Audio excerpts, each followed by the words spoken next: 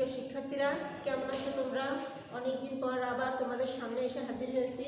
আশা করি ভালোই ছিলে, আমিও আল্লাহর রহমতে ভালোই ছিলাম। যা হোক, আজ আমি তোমাদের দশম শ্রেণীর রসায়ন একাদশ অধ্যায় খনিজ সম্পদের হাইড্রোকার্বন নিয়ে আলোচনা করব। তোমরা মনোযোগ সহকারে একটু বই নিয়ে বসে যাও। আমি চেষ্টা করব তোমাদের এটিকে একটু সহজ করে বুঝিয়ে দেওয়ার জন্য, যদিও সরাসরি যেমন বোঝানো যায় অনলাইনে তেমন বোঝানো যায় না, তারপরেও চেষ্টা করব। দেখো, হাইড্রোকার্বন কি? হাইড্রোকার্বন একটা যৌগ। তোমরা জানো যৌগ গঠন করতে হলে দুই বা ততোধিক মৌলের সমন্বয় থাকতে হয়, সেটাই হচ্ছে যৌগ। হাইড্রোকার্বনটা হচ্ছে হাইড্রো হচ্ছে হাইড্রোজেন আর কার্বন, হাইড্রোজেন আর কার্বন দুইটার সমন্বয়ে যে যৌগটা গঠন হয় সেটাই হচ্ছে হাইড্রোকার্বন। যেমন মিথেন,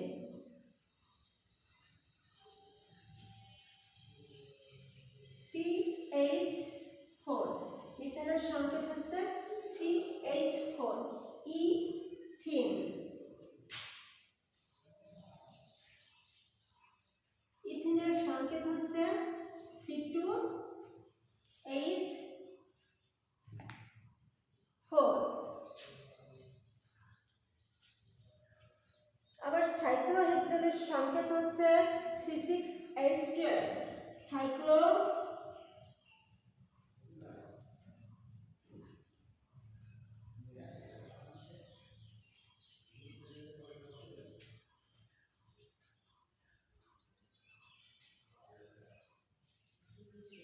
সংকেত হচ্ছে C6H12। এইখানে দেখো, আমি যতগুলো সংকেত লিখেছি, যতগুলো যৌগের নাম লিখেছি, প্রত্যেকের সংকেত হচ্ছে কার্বন, প্রত্যেকের সংকেতে কার্বন আর হাইড্রোজেন আছে।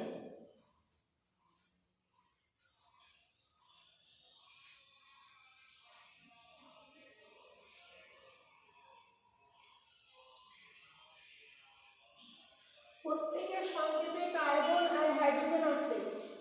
কার্বন আর হাইড্রোজেনের সমন্বয়ে যে সকল যৌগ গঠন হয় সেটাই মূলত হাইড্রোকার্বন। তাহলে হাইড্রোকার্বন হতে হলে অন্য কোনো মৌল তাতে থাকতে পারবে না, শুধুমাত্র কার্বন আর হাইড্রোজেন থাকতে পারবে। আর সেটা হচ্ছে বিভিন্ন মাত্রায়। দেখো, এখানে একটা কার্বন ছিল, চারটা হাইড্রোজেন ছিল, সেটা হচ্ছে মিথেন। আর ইথিনের ক্ষেত্রে কার্বন ছিল দুইটা, হাইড্রোজেন ছিল চারটা। সাইক্লোহেক্সেনের ক্ষেত্রে কার্বন ছিল 6টা, হাইড্রোজেন ছিল 12টা। এভাবে বিভিন্ন মাত্রায় বিভিন্ন যৌগ গঠন হয়।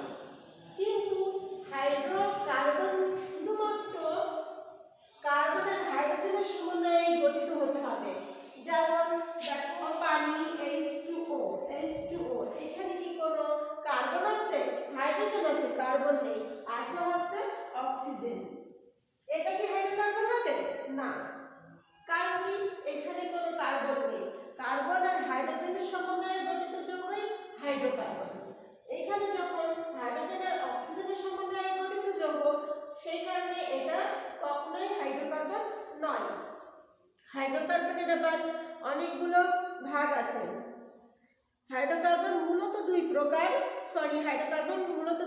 প্রকার। সেটা হচ্ছে অ্যালিফ্যাটিক হাইড্রোকার্বন আর 2 নম্বরটা হচ্ছে অ্যারোমেটিক হাইড্রোকার্বন। Aliphatic hydrocarbon. এখন আমরা আসি অ্যালিফ্যাটিক হাইড্রোকার্বনে।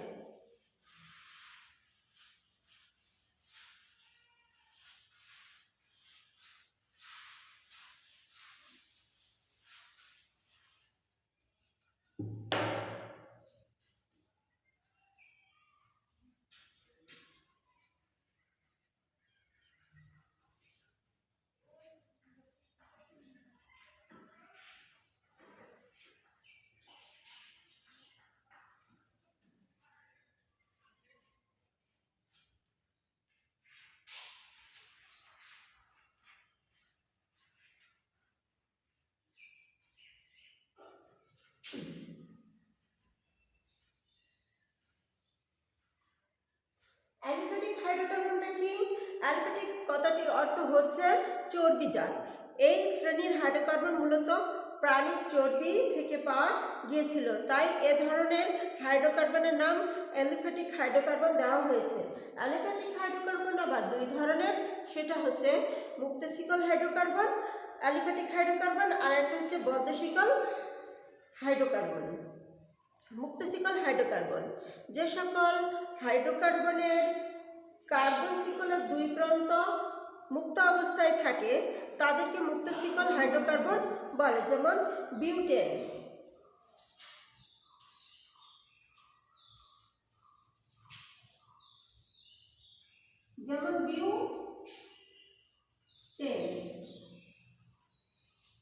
বিউটেনের সংকেত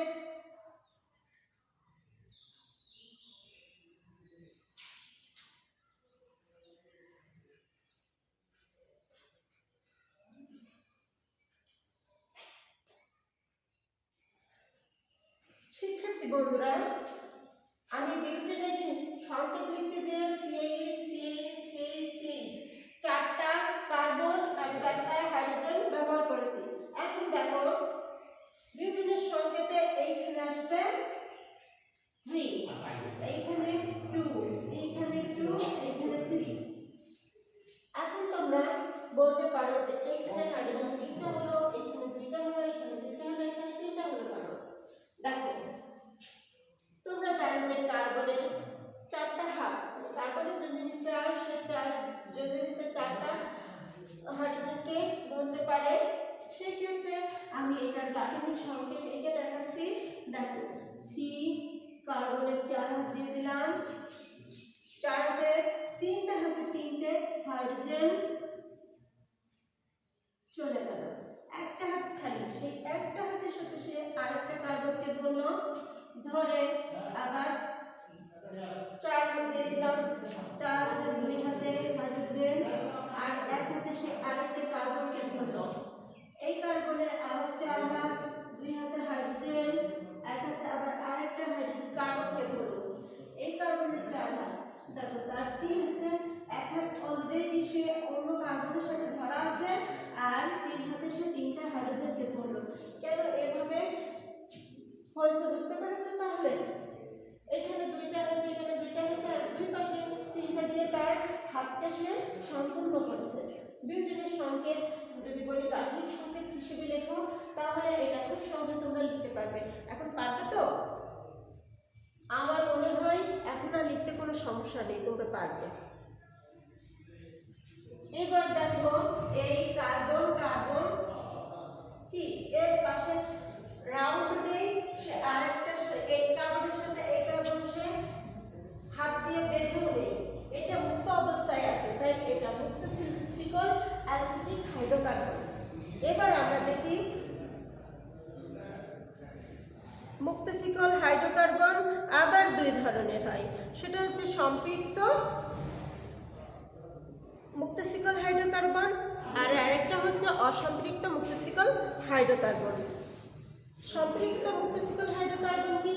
সম্পৃক্ত মুক্ত শিকল হাইড্রোকার্বন হলো সেই সকল হাইড্রোকার্বন যে সকল হাইড্রোকার্বনের কার্বন কার্বনগুলো সব একটা বন্ধন দ্বারা আবদ্ধ। দেখো এই কার্বনের সাথে এই কার্বন একটা বন্ধন, এই কার্বনের সাথে এই কার্বন একটা বন্ধন, এই কার্বনের সাথে এই কার্বন একটা বন্ধন দ্বারা যুক্ত। এই কারণে এটা হচ্ছে সম্পৃক্ত হাইড্রোকার্বন। সম্পৃক্ত হাইড্রোকার্বন কি তাহলে বুঝলে তো? সম্পৃক্ত হাইড্রোকার্বন তারাই যে সকল হাইড্রোকার্বনের কার্বন কার্বন শিকল একটা শিকল দ্বারা একটা বন্ধন দ্বারা যুক্ত, তারা হচ্ছে সম্পৃক্ত মুক্ত শিকল হাইড্রোকার্বন। এটাই যে বিউটেনের সংকেতটা, এটাও সম্পৃক্ত হাইড্রোকার্বনের উদাহরণ হতে পারে। তাহলে আমরা একটা অসম্পৃক্ত হাইড্রোকার্বনের উদাহরণ দেখি। সম্পৃক্ত হাইড্রোকার্বন যদি এক শিকলে হয়, তাহলে অসম্পৃক্ত সঙ্গে যে সকল হাইড্রোকার্বন 2 বা তার অধিক বন্ধন দ্বারা যুক্ত, 2 বা তার অধিক শিকল দ্বারা যুক্ত কার্বন কার্বন এক দ্বিবন্ধন বা ত্রিবন্ধন থাকে, তারাই হচ্ছে অসম্পৃক্ত হাইড্রোকার্বন। তাহলে দেবো দেখি। এটা সম্পৃক্ত হাইড্রোকার্বনের উদাহরণ হতে পারে।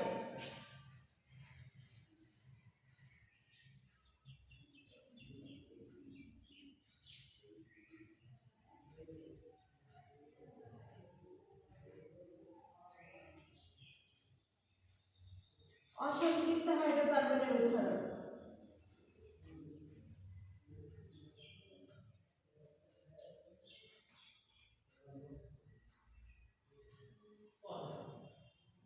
অসম্পৃক্ত হাইড্রোকার্বনের উদাহরণস্বরূপ আমি বলতে পারি ইথাইন,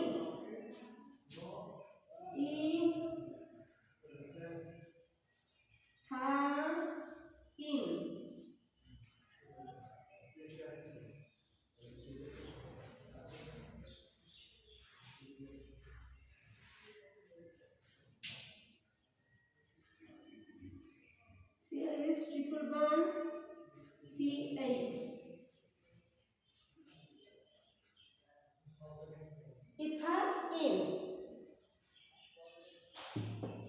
দেখো এইটার যদি আমরা গাঠনিক সংকেত দেখি তাহলে কেমন হতে পারে? কার্বনের কয় হাত? 4টা হাত।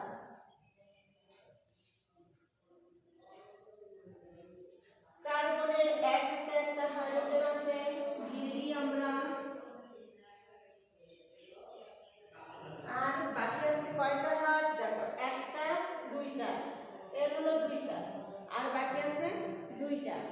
তাহলে আমরা যদি এখানে 2টা দিয়ে দিই তাহলে 1টা 2টা 3টা 4টা। আবার এই কার্বনের 4টা হাত আছে, 1টা 2টা 3টা 4টা।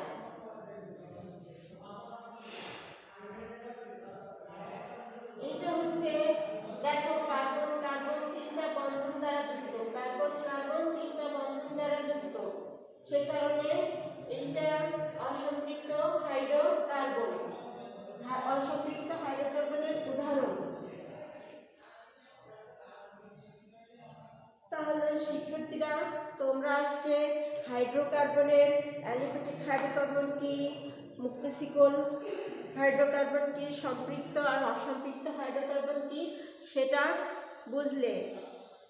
আমি তোমাদেরকে এই কয়টা টার্ম বোঝানোর চেষ্টা করলাম, আশা করি মোটামুটি বুঝতে পেরেছো। যা হোক, ভালো থেকো। পরবর্তী ক্লাসে আবার তোমাদের সাথে দেখা হবে। আল্লাহ হাফেজ।